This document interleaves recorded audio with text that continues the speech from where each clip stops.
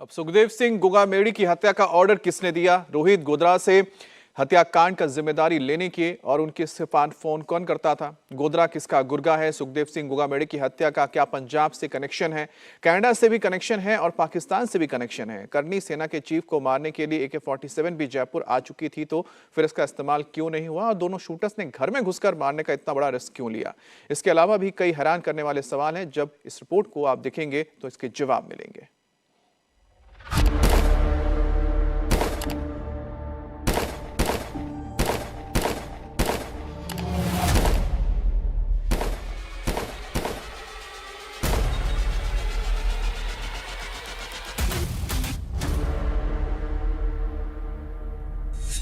18 महीने पहले सुखदेव सिंह की हत्या की साजिश रची गई।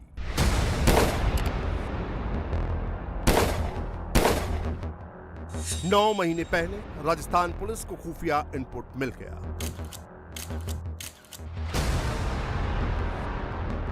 फिर राजस्थान पुलिस ने क्यों नहीं बढ़ाई सुखदेव सिंह की सुरक्षा?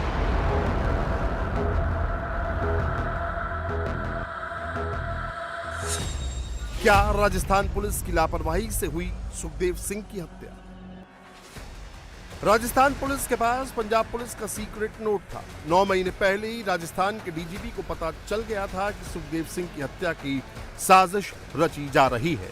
सुखदेव सिंह ने अशोक गहलोत और DGP को चिट्ठी लिखकर सुरक्षा बढ़ाए जाने की मांग की, लेकिन इसके बावजूद राजस्थान पुलिस चुप रही।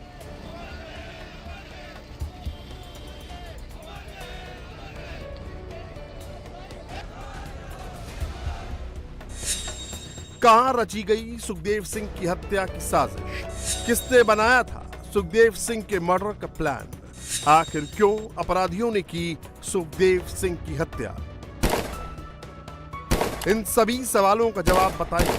पहले उन शूटर्स के बारे में जान लीजिए जिन्होंने इस हत्याकांड को अंजाम दिया।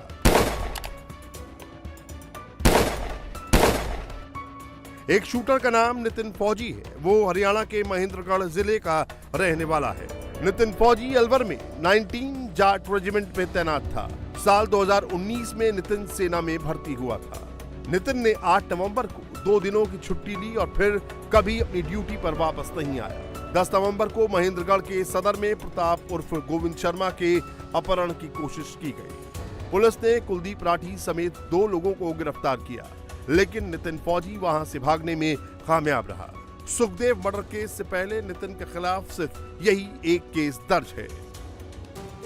वहीं मर्डर केस में शामिल दूसरा अपराधी है रोहित राठौर। वो राजस्थान के मकराना का रहने वाला है। रोहित राठौर पॉक्सो एक्ट में गिरफ्तार हुआ था। जेल जाने के बाद रोहित कई गैंगस्टर्स के संपर्क में आया। बाद में रोहित राठौर गोधरा गैंग में शामिल हो गया। सुखदेव मर्डर में शामिल नितिन और रोहित सिर्फ मोहरे हैं। इसका मास्टरमाइंड तो लॉरेंस बिश्नोई था। सुखदेव सिंह की हत्या की साजिश नई नहीं है। सालों से इसके लिए प्लान बनाया जा रहा था, लेकिन 2019 में गैंगस्टर संपत नेहरा हैदराबाद में हरियाणा STF के हाथ पे चढ़ गया और मर्डर की ये साजिश होल्ड हो गई। फिर करीब 18 महीने पहले जब लॉरेंस बिश्नोई राजस्थान की जेल में बंद था, तब उसने एक बार फिर सुखदेव सिंह की हत्या की जिम्मेदारी संपत नेहरा को सौंपी।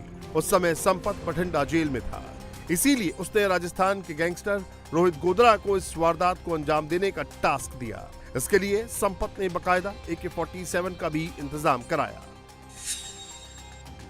लेकिन इस साजिश की भनक पंजाब पुलिस को लग गई।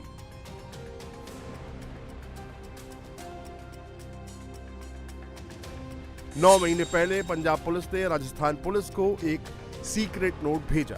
राजस्थान के DGP को भेजे गए इस नोट में सुखदेव सिंह के खिलाफ रची जा रही साजिश की जानकारी दी गई। एक खुफिया लेटर पंजाब पुलिस ने 14 फरवरी को भेजा था। लेटर में साफ लिखा था कि हत्या के लिए संपत ने AK-47 का इंतजाम भी कराया है।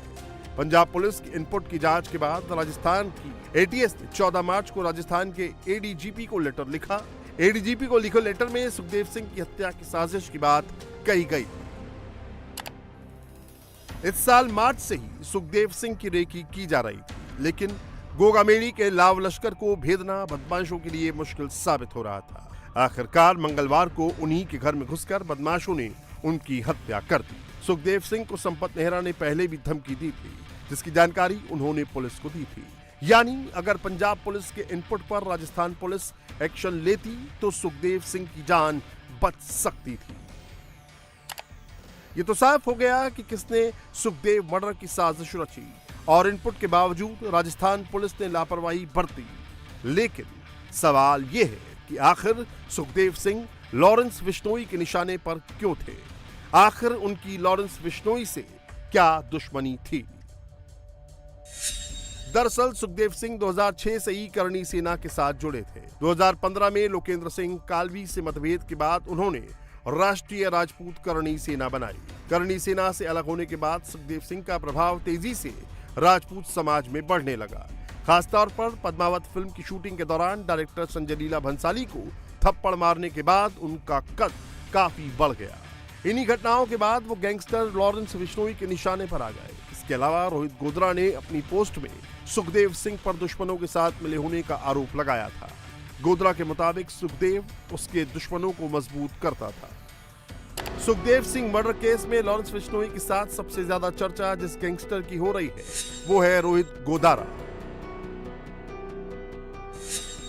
रोहित बीकानेर के लूणकरण का रहने वाला है।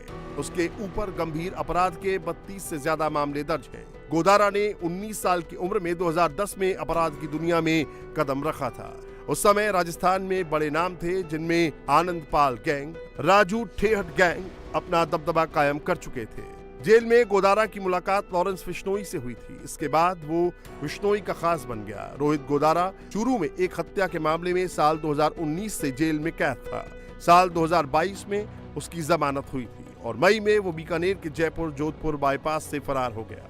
गोधरा 13 जून 2022 को दिल्ली से फर्जी पासपोर्ट पर दुबई भाग गया। फर्जी पासपोर्ट में उसने अपना नाम पवन कुमार लिखवाया था। उसके खिलाफ रेड कॉर्नर नोटिस भी जारी है। वहीं राजस्थान के सीकर में 2022 में गैंगस्टर राजू ठेहट की हत्या कर दी गई। रोहित गोधरा ने ही राजू की हत्या की जिम्मेदारी ली। सिद्धू मूसेवाला हत्याकांड में भी रोहित गोधरा का नाम लॉजिस्टिक सपोर्ट देने में आया था। कुछ महीने पहले गोधरा ने अपने दुबई के नंबर से गोगा मेडी को धमकी भी दी थी।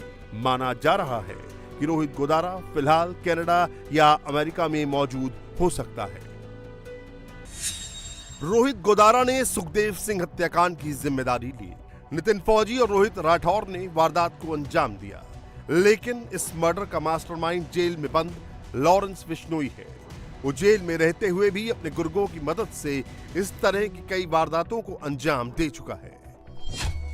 लॉरेंस बिश्नोई के खिलाफ पहली एफआईआर हत्या के प्रयास की दर्ज की गई थी। उसके बाद तो उसके ऊपर आपराधिक मामले दर्ज होते ही चले गए। फिलहाल लॉरेंस पर हत्या की कोशिश, हमला, जबरन वसूली और डकैती सहित 50 से अधिक मामले दर्ज हैं। 2014 में लॉरेंस पहली बार गिरफ्तार हुआ, लेकिन मोहाली से वो फरार हो गया। 2016 में पुलिस ने उसे दूसरी बार गिरफ्तार किया। तब से वो जेल में ही है। लॉरेंस के गैंग में करीब 1000 से अधिक शार्प शूटर हैं, जो उसके इशारे पर वारदातों को अंजाम देते हैं। लॉरेंस पहली बार चर्चा में 2018 में आया, जब काले हिरण के शिकार मामले में उसने अभिनेता सलमान खान को जान से मारने की धमकी दी। 29 मई 2022 को सिंगर सिद्धू मूसेवाला की हत्या की भी जिम्मेदारी उसी के गैंग ने ली। एक्टर और सिंगर गिप्पी ग्रेवाल के कनाडा स्थित घर पर भी हमला किया गया। लॉरेंस गैंग ने इसकी जिम्मेदारी ली और कहा कि गिप्पी ग्रेवाल के घर पर फायरिंग सिर्फ और सिर्फ सलमान खान के साथ उसकी नजदीकी की वजह से की गई। फिलहाल एक तरह से लॉरेंस ने देसी गैंगस्टर्स के साथ मिलकर ग्लोबल क्रिमिनल नेटवर्क खड़ा कर रखा है।